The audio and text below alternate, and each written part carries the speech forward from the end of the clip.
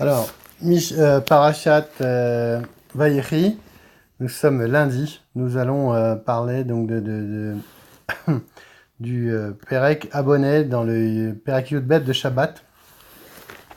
Alors, Abonné, Kama Ivne, Vei Chayav. Donc, c'est quoi la mesure quand on construit et la mesure minimum pour être Chayav? Comme on l'a vu dans toutes les autres Menechaot, il y a toujours une mesure minimale. Abonné Kol Shehu. Là, on vient nous dire que non, tu fais une construction de n'importe quelle, la plus infime qui soit, tu seras chayav. Alors, Amesatet. Donc voilà, c'est ça. Amesatet, c'est quelqu'un qui va tailler des pierres. Ve'amake des patiches, c'est quelqu'un qui va taper avec un morceau et qui va terminer une melacha. Ve'ameatzad, c'est quelqu'un qui passe, qui va élaguer, raboter en fait un mur ou un rocher. Vea Kodeach, Kol Shehu. À Kodeach, c'est donc quelqu'un qui fait un trou soit avec une perceuse, soit avec un marteau, avec un clou. Donc tout ça, c'est des mesures de Kol Shehu. Chayav, Zeaklal, Kol Sheaose Melacha, ou Melarto, Mitkaemet, Beshabbat, Chayav. Donc toute Melacha, donc toute construction qui va perdurer, Shabbat, on sera Chayav, on sera Chayav. Mishnah, suite de la Mishnah Aleph. Rabban Shimon ben Gamliel Afamake bekundas al sadan beshat melacha chayav mipne shehu kemetaken melacha. Donc même quelqu'un qui tape sur une enclume, alors quelqu'un qui tape sur une enclume, donc sera chayav, même s'il ne répare que le marteau, malgré tout, il sera chayav. C'est Ercher Kedi, il est en train de réparer son Kedi. Maintenant, on va parler de l'agriculture. Mishnah Bet. A Choresh, Kol Shehu, A Menakesh, A Mekarsem, A Mezared, Kol Shehu. Donc celui qui fait un sillon, donc qui est Choresh, celui qui est Menakesh, qui va enlever les mauvaises herbes, celui à Mekarsem, celui qui va élaguer des arbres, celui qui va à Mezared, qui va, on va dire, lui aussi éclaircir l'arbre, Chayav. Donc on est Chayav pour toutes ces melachot. Amelaket etzim. Donc il est Chayav, im letaken, kolchen. Donc si c'est pour arranger, alors même sur une toute petite surface. Im le esek, si c'est pour chauffer du bois, alors im le esek, kede les vachel betzakala. Donc la mesure, ça serait la mesure de bois pour faire un œuf au plat. Et pour le faire cuire, donc il faudrait un tout petit peu de brindilles. À partir du moment où il enlève ces toutes petites brindilles qui sont la mesure pour faire chauffer un œuf, pour faire cuire un œuf, et bien alors il sera chayav. Amelaket asavim, il est taken kol shehu, im le behema, kemolo piegedit. Donc si amelaket asavim, donc si c'est pour arranger son champ, donc là c'est même n'importe quel, même une brin d'herbe, ce sera pas bon. Par contre, si c'est pour donner à son agneau, ça sera l'ouverture de la bouche d'un guédi. Donc, mais les milo piv à guédi, c'est la bouche entière de la gueule du guédi. Alors, akotev shte otiot ben beyemino ben bismolo ben mishem echad ben mishne shemot ben mishne semaniot bechol lashon chayav. Donc celui qui va écrire beshem echad par exemple, aleph aleph, mais mishne shemot par exemple, voilà, ou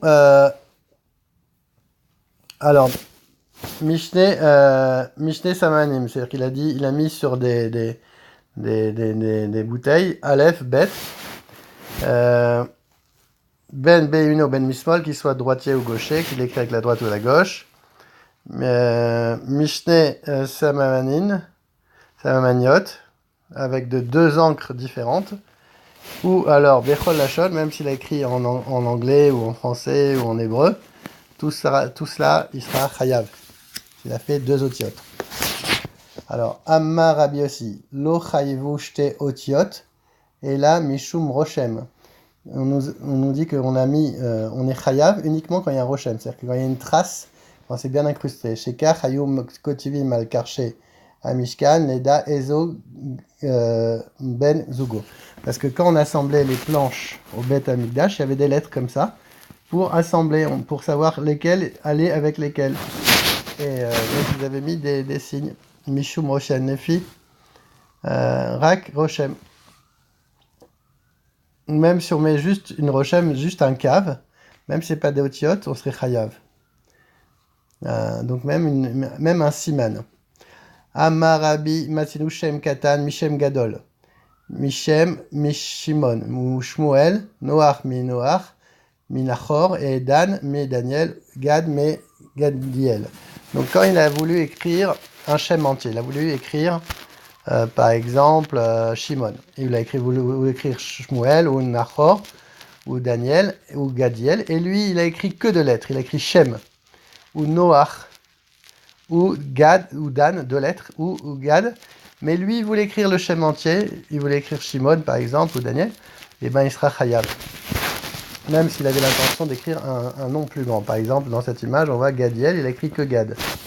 Akotef shte otiot be Elem Echad, Chayav. Donc s'il a écrit 2 otiot, 2 lettres, avec un seul oubli. Katav Bedio, Besam ou Besikra, ou Bekomus, ou Bekankantum.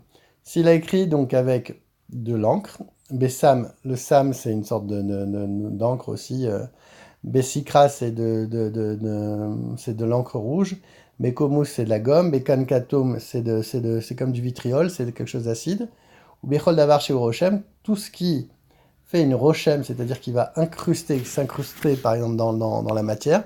Ashne kotle veyod ve'alshte louer pankas ve'em negin zeveze chayam. Et s'il a écrit sur deux murs et que les murs se touchent, donc ils sont par exemple dans un angle comme dans cette photo, ou alors sur un carnet et que ça se touche, alors il sera chayam.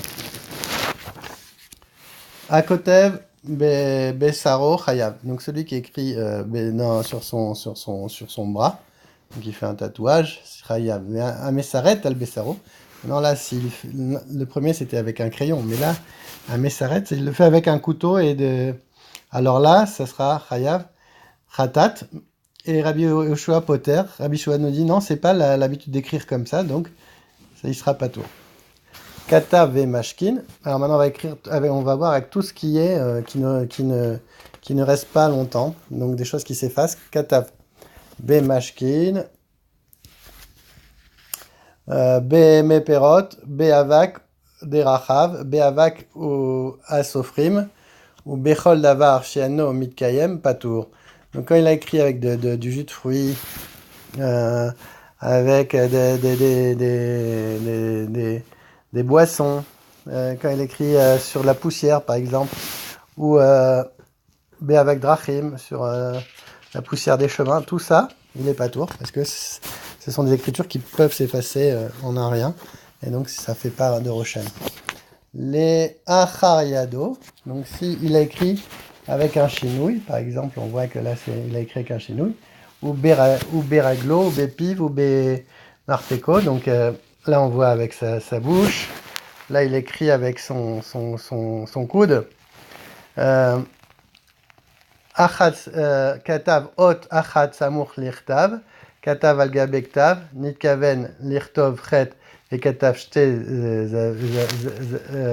zainin.